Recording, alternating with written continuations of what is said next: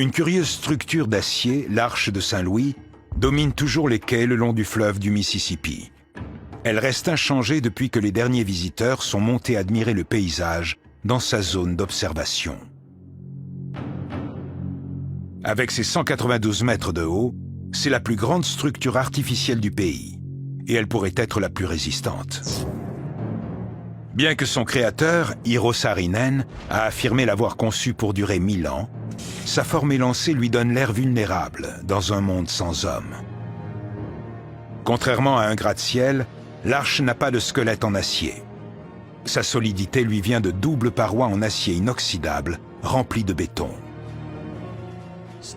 L'acier inoxydable se détériore très lentement. La surface de l'acier inoxydable est recouverte d'oxyde de chrome qui peut résister à la corrosion pendant des décennies. Si l'espèce humaine venait à s'éteindre, je pense que la porte tiendrait longtemps. Il n'y a absolument aucune infiltration d'eau dans sa structure. Et sans eau qui pénètre à l'intérieur, il n'y aura pas de formation de rouille. Je ne vois pas ce qui pourrait arriver d'autre à la structure en elle-même.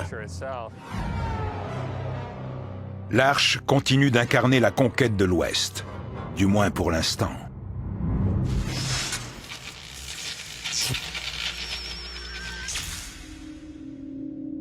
Année 250, population 0. La porte de l'Ouest de Saint-Louis a jusqu'à présent été protégée des attaques du temps grâce à sa cuirasse d'acier inoxydable. Mais elle n'est pas indestructible pour autant. Et rien n'est éternel. Le talon d'Achille de l'Arche de l'Ouest est probablement en son centre. Son point culminant est l'endroit le plus fin. Le point le plus fin est la clé de voûte, là où se rejoignent les deux sections. Elle est composée de triangles d'acier de 5 mètres de long et de 5,50 mètres de haut, les deux dernières pièces à avoir été installées. La clé de voûte est la pièce la plus importante d'une arche. Une armature de stabilisation a dû être installée temporairement pour empêcher les deux jambes de s'écrouler.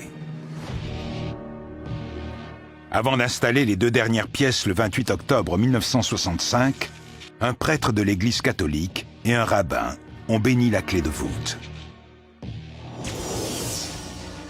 Mais aujourd'hui, les prières ne lui seront plus d'aucune aide.